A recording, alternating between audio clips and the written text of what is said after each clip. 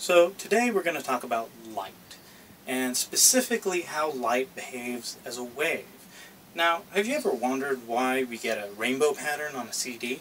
Well, it turns out that when white light, which is actually a mixture of many different kinds of wavelengths of light, strikes the very microscopic spiral groove in the CD, it bounces off in different directions, or at least each wavelength bounces off in a different direction, which gives you a rainbow pattern.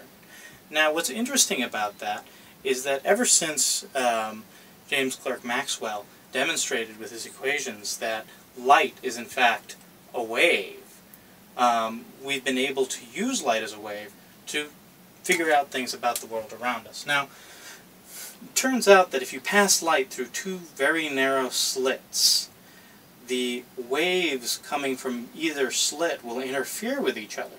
And in some places they'll interfere constructively, where the peaks of the waves meet, or they'll interfere destructively, where the waves are out of phase completely, and they just leave a dark spot instead.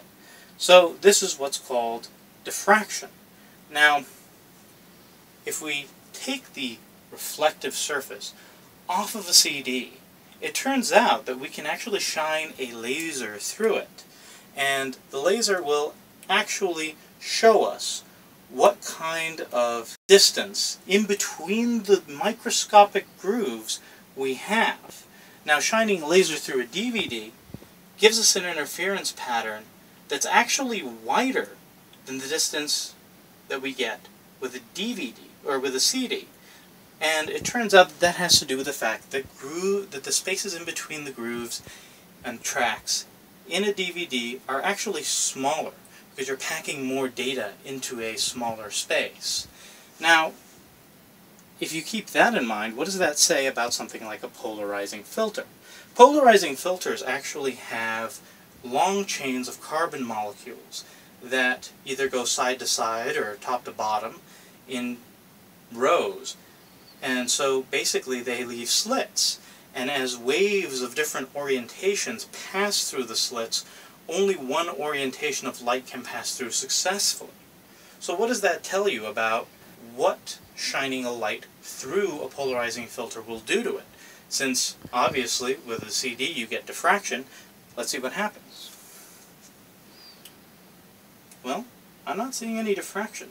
So it turns out that this only works if your slits are not substantially smaller or bigger than the wavelength of light you're using.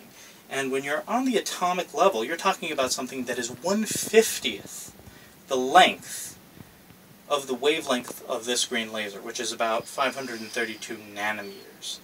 So this method only really works for measuring things on a microscopic level, at least when it's used in this sort of straightforward way.